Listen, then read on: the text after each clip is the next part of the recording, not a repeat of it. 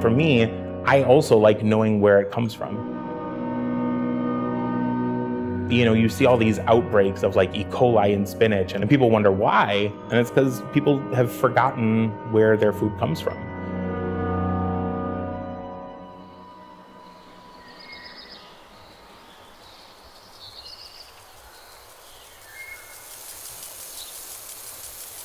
So this is broccoli. No way. Yep. I was gonna say it looks kind of like kale. It's got that kind It is the same family. It's a brassica family. So this is all these plants are in the same family. These are all brassicas. So I'm Chef Dave, and I own 2 different restaurants. We've worked with local farmers for a long time, but what we really want to do is go hyper-local. And the hyper-local thing is really saying, you know, it's everything that you think you're getting when you say the word local. We want to be really direct about, you know, instead of saying local bread, we say it's Clausen's Bakery, and that's where we get it from. And they make their rolls and they deliver them almost every single day here.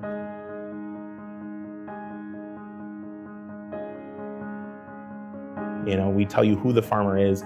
We have it highlighted in red to showcase who they are.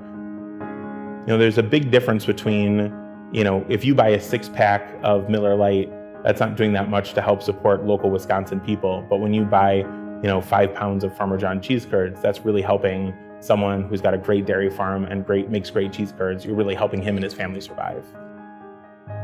I am willing to not make as much money on a burger, but I know that like my money is going to support Farmer John and Highland Spring Farms and Supercharge. I have met and visited the farm of every single person that we buy from, because it's something that I really believe in.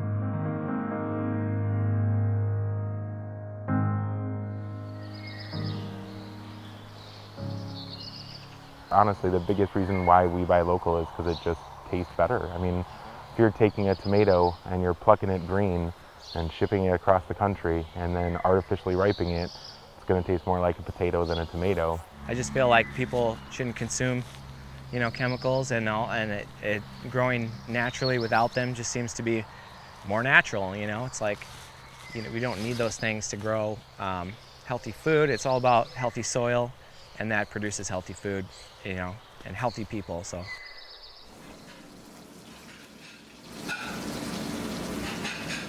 There isn't a day I wake up where I'm not excited about coming to work.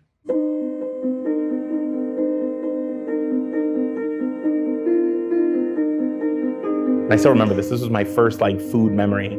I was like 7 years old, and my Uncle Chris, he brought me into the kitchen to cook jambalaya with him. The smells and the taste, and you know, it was one of the first times where I had really seen, to me, the thing that defines being a good chef and being someone who really likes food, and that's love, you know, like seeing love in your food.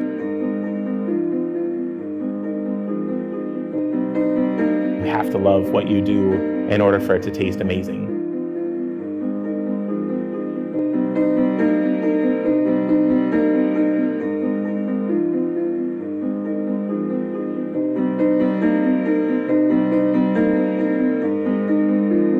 I guess that's, to me, what it all comes down to. One of the reasons why I fell in love with food, it's one of the few things where I can cook something and have you eat it, and I can make your eyes roll back in your head, or I can make you remember your grandmother because that's how she used to make it. Like, the amount of emotional and physical reactions that you can get from cooking are amazing.